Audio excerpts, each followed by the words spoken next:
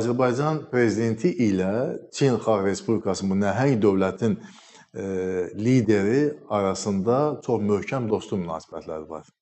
Yadımdadır 2015-ci ildə Azərbaycan prezidenti cənab İlham Əliyevin Çinə ilk dövlət səfəri zamanı cənab Xi Jinping Azərbaycan prezidentinə xitamla söyləmiş ki, siz Çin xalqının köhnə dostusunuz.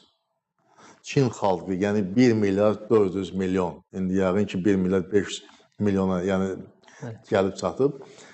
Onun yaxın köhnə dostusunuz. Biz dostluqda yeni dost, köhnə dost böyük məna fərqi olan bir məsələdir. Yəni siz Azərbaycan prezidenti bu yüksək münasibət var. Və eyni zamanda cənab prezident bu səfər zamanında söylər ki, Xi Jinping onu Çinin yaxın dostu hesab edir.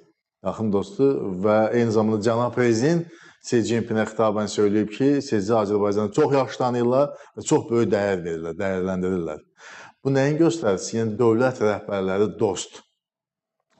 O ki, qaldı xalqlarımıza 2500 il bundan hələ öncə qədim İpək yolu ilə xalqlarımız arasında ticarət əlaqələri olub, gediş-gəliş olub. Azərbaycan xalqının dahi oğlu, dahi şairi, ona poeziyamızın bəzən peyğəmbəri də söyləyirlər, Nizami Gəncəvi, özünün 7 gözəlindən birini məhz Çin gözəlinin vəsfinə həsr edib. Yəni, bunlar bizim əlaqələrimizin hansı yüksək səviyyədə tarixən olduğu bir göstəricisidir. Deməli, dövlət başlar dost, xalqlarımız tarixən dost, dövlətlərimiz də bu son proseslərdir. Bir daha təəssüflədir ki, dostdular, strateji tərəfdaşdılar. Bu unikal bir vəziyyətdir və bu səbəbdən də ikitərəfli münasibətlərimiz inkişafı üçün yeni imkanlar pəncərəsi açılıb.